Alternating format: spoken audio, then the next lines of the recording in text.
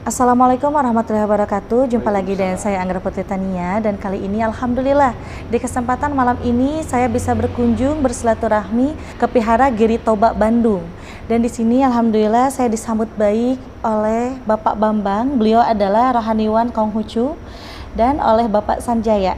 Beliau adalah pemimpin dan ketua Vihara di Giri Toba Bandung. Dan di sini pun juga ada umat, yaitu Ci Yuli ya, bersama Ko Alung, yang insya Allah di sini kita akan membahas tentang diskusi pemahaman pembelajaran Islam, Konghucu, dan Buddha. Dan di sini pun juga nanti kita akan membahas tentang pembelajaran Tridharma dan juga Kejawen. Ya mungkin nanti yang bertanya di sini kita akan tanya jawab supaya membuka mata hati orang-orang yang gelap menjadi terang.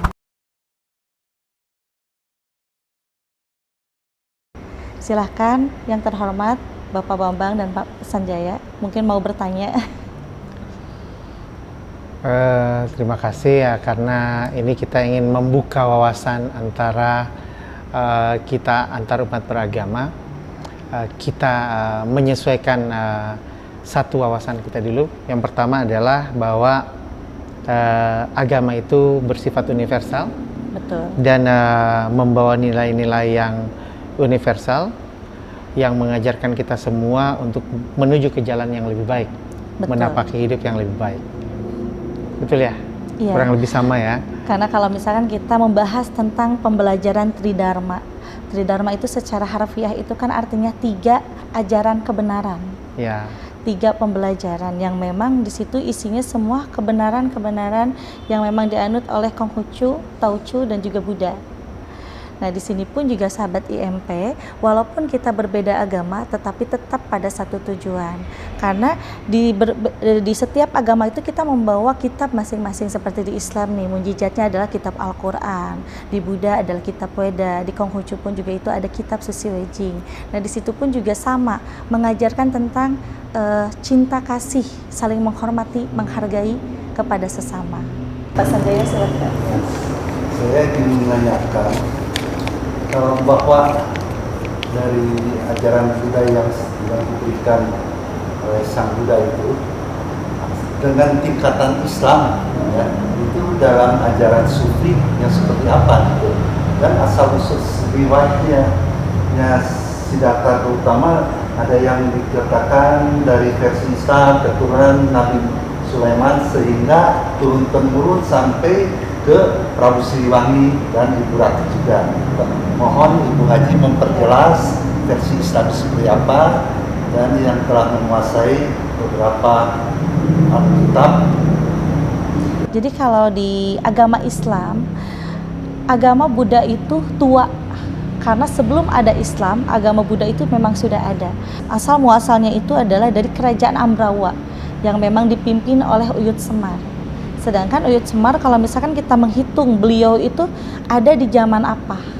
Itu ada di zaman 40.000 tahun yang lalu. Berarti itu sangat jauh dengan tahun sekarang gitu. Tetapi di dalam agama Islam itu udah tercantum juga di dalam kitab Qisas Al-Anbiya bahwa Nabi Sulaiman alaihissalam memang menurunkan agama Buddha dan juga banyak umat-umatnya yang memang mengajarkan tentang cinta kasih kepada Tuhan yang Maha Esa.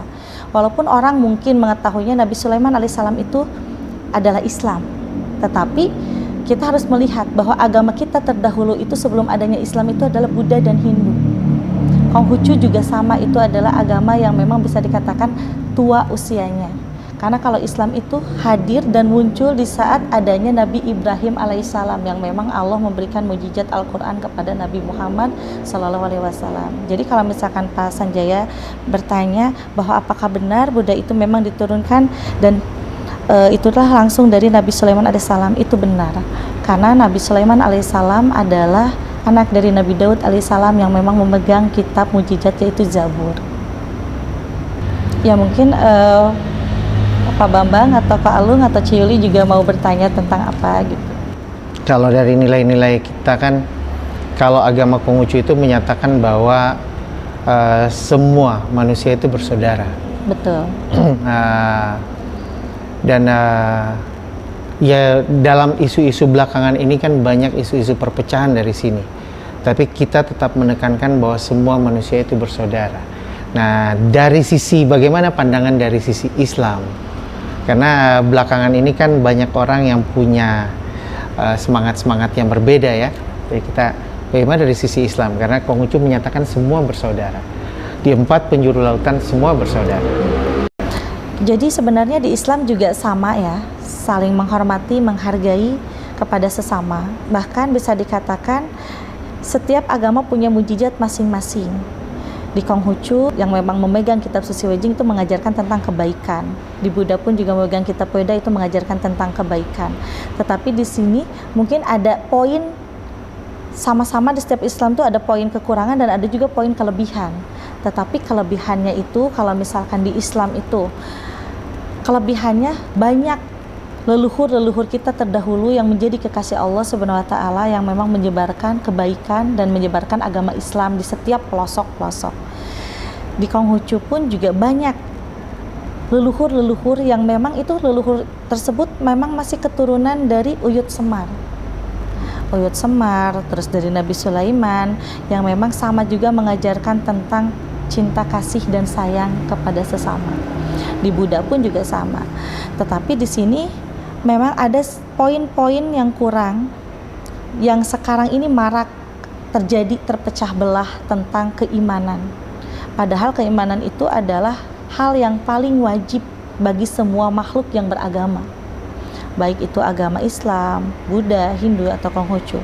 Cuman di sini kita harus bisa mawas diri terhadap apapun yang sedang kita jalani di muka bumi ini. Seperti pada halnya spiritual. Spiritual itu sangat penting, bisa dikatakan kalau di Islam itu goib. Goib itu termasuk ke dalam rukun iman yang dimana kita harus percaya dengan adanya goib. Di sini hal spiritual ada yang beda antara di Islam atau di agama lain. Mungkin kalau di Islam ini spiritual yang memang sering dilakukan oleh waliullah itu dengan cara berpuasa mutih.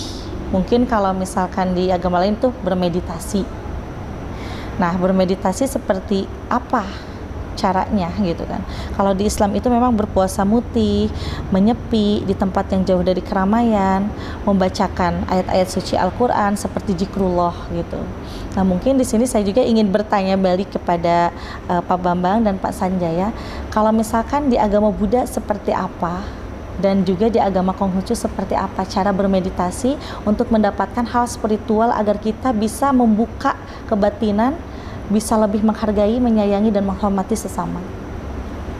Dalam meditasi ini ada tingkatan untuk ketenangan batin, ketenangan pikiran, ada juga meditasi untuk menyerap tenaga energi, jadi sehingga menjadi ini suatu ilmu kekuatan di badan kita. Jadi bisa mengeluarkan energi panas untuk pengobatan. Ya. Nah, ini ada tingkat-tingkatan ya.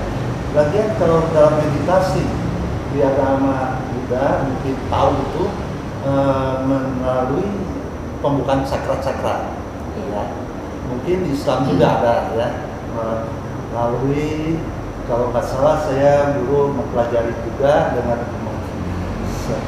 teman kita ada 7 latifatul qalbi ya, itu nggak? Betul. Nah, mungkin dari tahapan dari Buddha juga sama, ada cakra 1, 2, 3, 4, 5, 6, 7.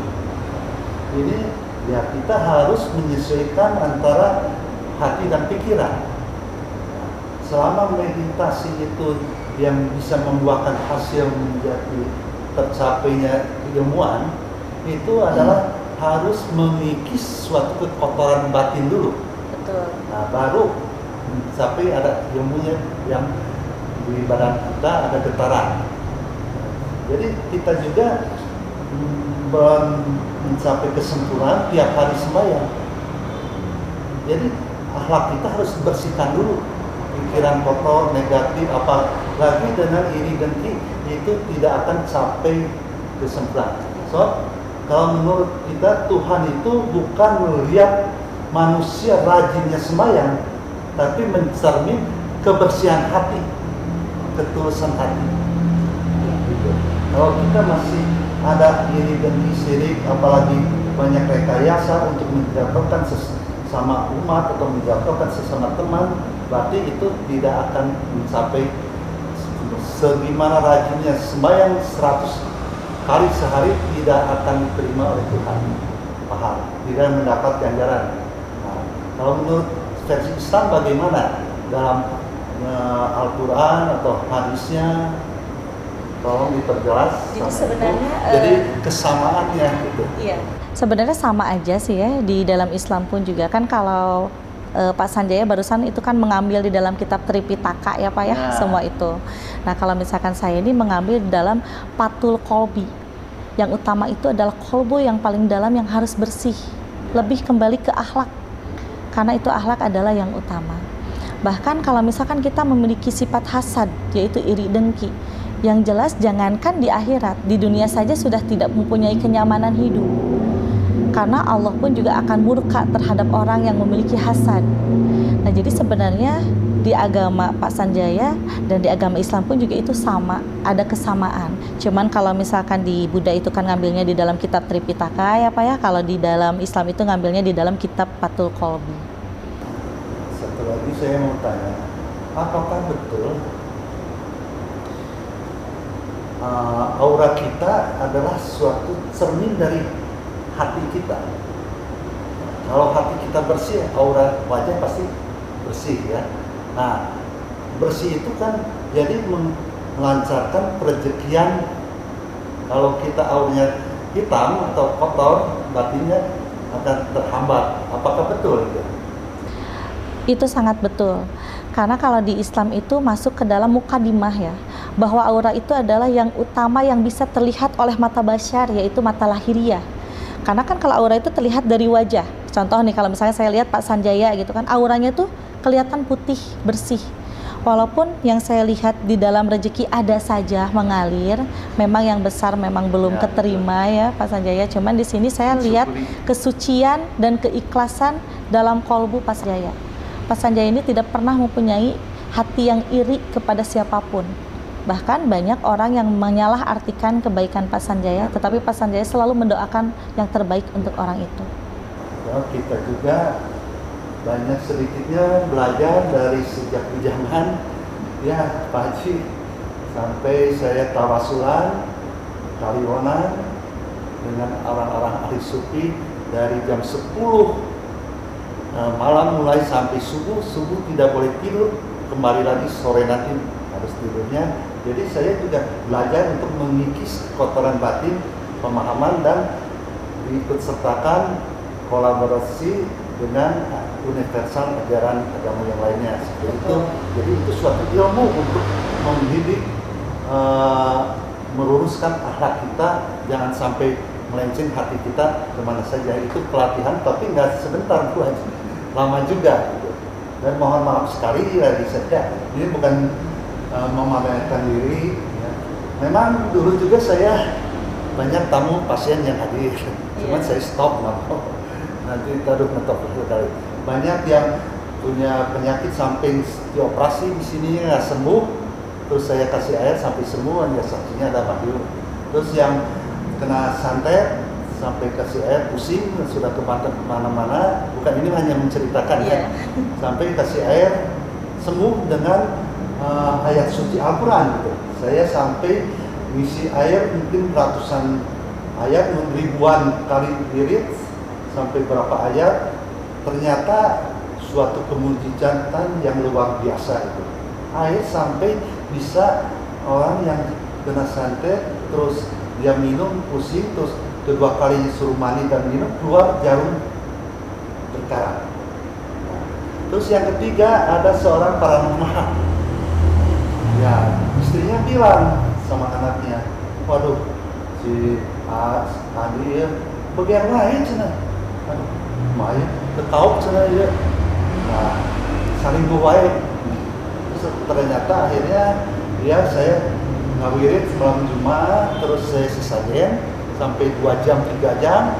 Akhirnya saya kasih minum air itu sama Pak Andi sampai panas badannya, asal dibalut cengeng, aku saat senang diberi yang batu pada sama saya sampai hilang ilmunya semua. Nah itu bukan sudahnya, itu suatu kemujizatan dari ayat-ayat suci Al-Quran betul sekali saya meyakini saksinya ada ini. Saya banyak diem, pura-pura melawan saya hidupnya. Orang mau melecehkan silakan. Karena kan ada tasawuf itu dipelajari oleh Kanjeng Syekh Siti Jenar, yang dimana tasawuf tersebut itu diajarkan ke setiap berbagai agama.